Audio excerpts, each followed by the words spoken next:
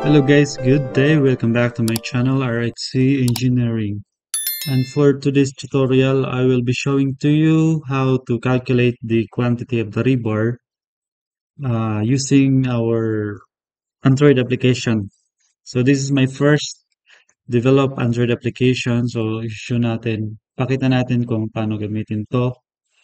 And ito applicable to sa lahat kasi ano lang naman to rebar calculator. It's either ETABS, STAAD or any other software na yung result nila is in square millimeter and or it's in its equivalent reinforcement. So for example, show natin yung reinforcement ng beam. Ito, yung sa beam na to. Kung makikita ninyo, ito yung top bars and the bottom bars yung sa baba natin. Manual lang naman to. So as you can see, this is our icon sa ano natin, Android. So this is free. I will be uploading or I will be attaching the download link para ma-download ninyo. And check the comment section. And of course, special sa mga members natin, para sa inyo talaga to. So, open lang natin yan. Ito yung makikita ninyo, yung interface. And, i-collapse lang ninyo, i-drop. Then, longitudinal, ito yun yung calculator na yan. So, i-drop lang ninyo yan. Then, i-input ninyo yung pinakamataas. For example nito, kung makikita ninyo rito sa top bars, yung pinakamaliit is 153. So, ibig sabihin, yung 153 na yan, ito yung magko-continuous. Magko-continuous sa lahat ng ng throughout the length. So, 153, this is 153. So, dito ko i-controlin sa cellphone ko. This 153, and let's see 16 mm. So, isa lang yung bali papasok pa rin yan sa 2 pieces na minimum.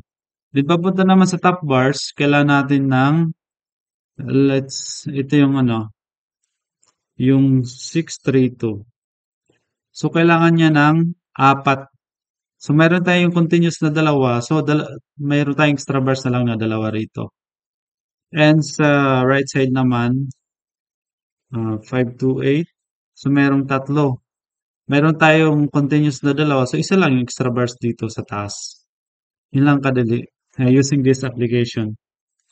Although simple lang to, pero makakatulong na rin to. And check natin to. Tingnan natin yung pinakamaliit. Yung pinakamaliit na value sa baba, sa bottom bars, is 319. So, meron dalawang piraso daw na continuous dito. Then, check natin yung bottom bars as a mid-span. Tatlo yung kailangan. So, may extra bars tayo sa mid-span. And sa right side naman ng bottom bars, dalawa. So, ibig sabihin, may continuous tayo rito and merong extra bars tayo na isa rito sa gitna. So, ganyan lang kadali.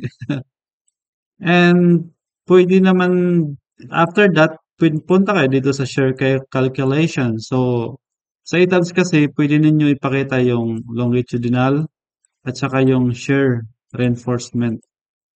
Ayun. So, makikita ninyo, yung shear reinforcement na yan is the in millimeter square per meter yan. Yung value na yan. So,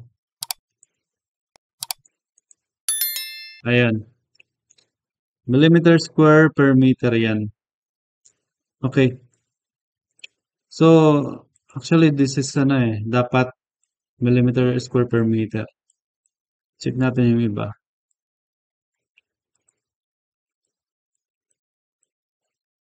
Yes. Dapat millimeter per square per meter yan siya. So, i-input natin yan. 453.14. Tapos, anong gagamitin natin? Let's say 10 mm. Then, tuligid palagi yan. Ito yung minimum yan.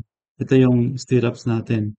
So, yung magiging sagot niya is two-legged stirrups of T10 at 340 spacing kapag ito gamitin natin. So, Sobra-sobra na yung ano, factor of safety natin. Commonly kasi, ginagamit natin 100 to 150 spacing lang. And sa midspan, kasi zero naman siya, naka-minimum lang.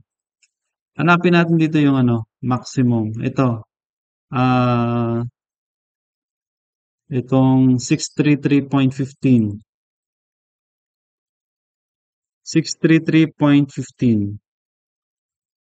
So as you can see, at 240 na yung spacing niya. Okay? Yun lang kadali mag-calculate using this rebar quantity calculator. So yun lang guys. Thank you for watching and don't forget to follow my page and YouTube channel. And I will be attaching the download link para download ninyo for free. And para sa mga members natin, abang-abang lang mag-upload ako ng exclusive lang para sa members natin, especially sa level 3. Okay? Yun lang guys. Ingat kayo palagi and don't forget to subscribe and like this video. God bless.